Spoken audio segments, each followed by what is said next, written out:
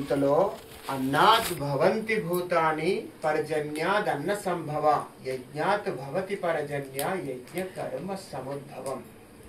భూతాని అంటే ఈ ప్రాణులు. భూతం అంటే దయ్యం భూతం కాదు, భూతం అంటే ప్రాణులు అని అర్థం. చాలా మంది అర్థానికి పెడార్థాలు చేసి శాస్త్రాలన్నీ కూడా వికృతం చేసి వేరే అర్థాలు చెప్పి మనం శాస్త్రాన్ని చెడగొట్టేసి అన్నాత్ భవంతి భూతాని.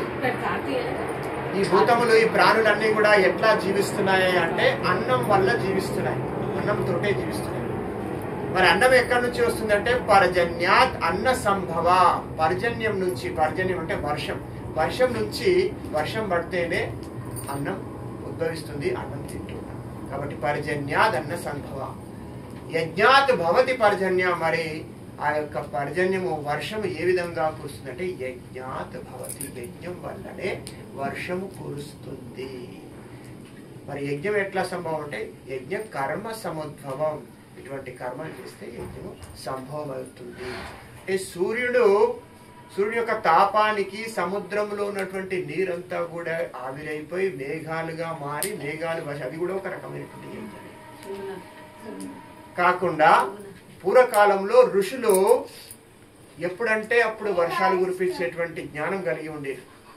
అట్లా ఈ యొక్క యజ్ఞాలు చేసి యజ్ఞముతోటి కూడా వర్షాలు కురిపించేటువంటి వాళ్ళు. కాబట్టి యజ్ఞ కర్మ సముద్భవం యజ్ఞ భవతి పర్జన్య అన్న యజ్ఞం వల్ల వర్షము కురుస్తుంది అని చెప్పి ఇక్కడ 1 తులము నెయ్యి, ఆవు నెయ్యిని 1 తులం వేస్తే దీనిలో కొన్ని టన్నుల ఆక్సిజన్ వెలువడుతుంది. శుద్ధమైనటువంటి ఆవు నెయ్యి 1 తులం గాలిస్తే దాని నుంచి కావలసినటువంటి ఆక్సిజన్ ఎన్ని?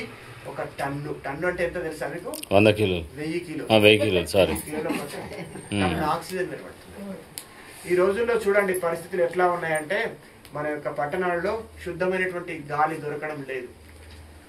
ఇంకా కొన్ని రోజులైతే ఆ